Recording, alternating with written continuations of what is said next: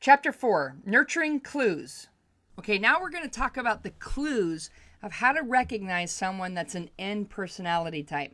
Because, of course, when you're out and about networking or talking with people or you're meeting someone at a meeting, you want to be able to recognize the N personality types because they definitely require different scripts from the other three categories.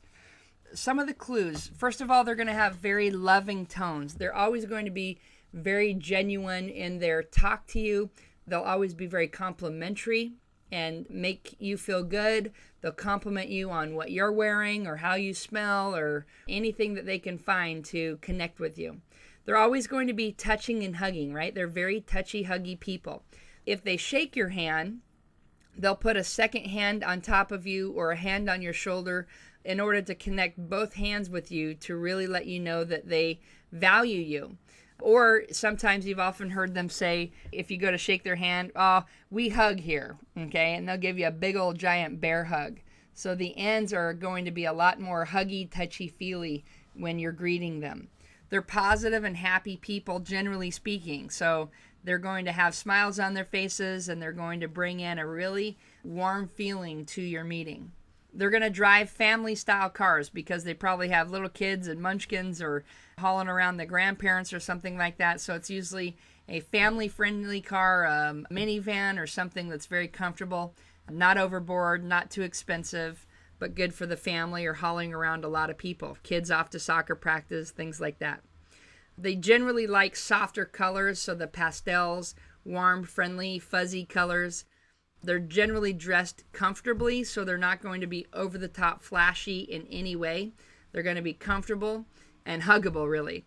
They're going to be friendly, talkative. They'll talk about their grandkids or their kids or anything that they can talk about where they can connect and create a relationship. They're also going to be very helpful.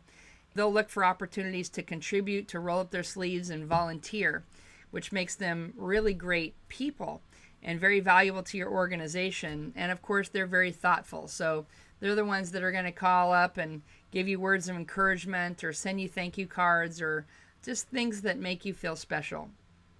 Now, in terms of classifying them based on their profession, if you meet people that are in the field, for example, they work for a nonprofit, that's usually a great clue. Most N's find themselves connecting to nonprofits because they're causes and crusades that they can believe and align with, and remember, it's not about the money.